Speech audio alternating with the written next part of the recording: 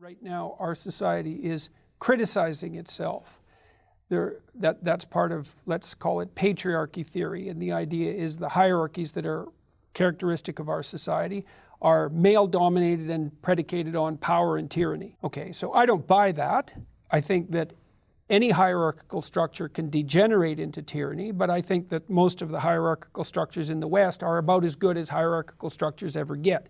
And if you think we can do without hierarchical structures, then you don't know what you're talking about, because you can't organize your perception without a hierarchical structure, and you can't organize people in terms of pursuing a valuable goal. You can't even say that a goal is valuable without producing a hierarchy. So there's no getting rid of hierarchies. Now then you can say, well, yeah, but the hierarchy is based on power and it's corrupt. And I don't think that's true in the West, although hierarchies can become corrupt.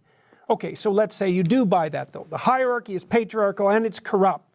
Well, then let's say you're a young man and you're ambitious. Well, then obviously you're corrupt too, because your ambition is to take your place in the corrupt hierarchy. And so because the hierarchies aren't tyrannical and because they're based on competence, your ambition, if you have any sense, is actually to become competent. But if you confuse that with a power drive, and there's tremendous confusion about that, then you confuse young men because they think if they're ambitious and they want to get ahead, let's say, they want to be useful and competent, that they're somehow buying into the tyranny. So you actually punish the young men for their virtues. And I actually think that that's part and parcel of this critical process, because I think that one of the things that drives the people who are theorizing about the tyrannical patriarchy is that they absolutely detest competence. And it's a deep war.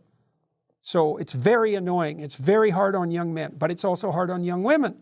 So it's hard on young women because they end up with partners who are confused. They're confused about the relationship between masculine and feminine. They're confused about what role they should play out in the world. Apparently, it seems to be fine if a woman wants to play a patriarchal role. That seems to be perfectly fine ethically. I don't understand how that can be the case if the patriarchy itself is corrupt. It's corrupt, but it's okay if women occupy the positions of power. It's like, okay, how does that make sense? Well, none of this makes sense. Part of the reason it doesn't make sense is because it isn't designed to make sense. It's designed to be destructive. Do you know how much money you have to make in order to be in the top 1%? In worldwide terms?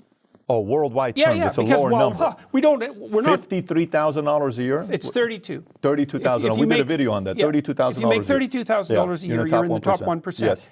So it's like, well, why do you draw the boundaries so that the top 1% are people that aren't you?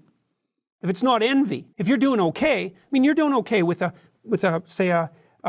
average working class salary. You're doing okay. I'm not saying you're doing great. You're not starving. You've got heat. You've got air conditioning. You've got access to electronic technology. You've got some ability to move forward into the future. So you're doing all right. And by historical standards, you're doing damn fine. So why all of a sudden is the 1% that you're envious of only those people who are richer than you, when you're also part of the 1% worldwide, if that's not envy? So I know who the rich is. The rich is always someone who has more money than me. That's who the rich is. I don't put myself in that category, especially if I'm pursuing this victim mentality. And then the other part of the victim mentality is, well, let's say you can have a meaningful life by adopting responsibility, but it's a heavy load. You got to be awake and alert and on your feet and moving towards something difficult. You have to have some self-control, and you have to sacrifice in the present so that the future is better. It's complex. You have to integrate a lot. And when you take on some responsibility, your life has meaning. You think, I want a meaningful life. It's like, maybe you do, if you're willing to take on the responsibility. What's the alternative? Well, to garner a lot of unearned sympathy for your victimization position, and to at the same time take down the people who are willing to take more responsibility than you. It's a nasty game. And I see it played out in the universities too. I think if you quadrupled the salaries of sociologists, that most political correctness would go away.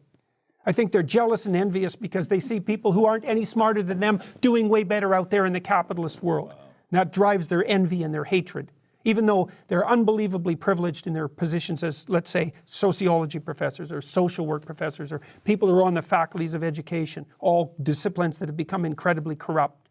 Envy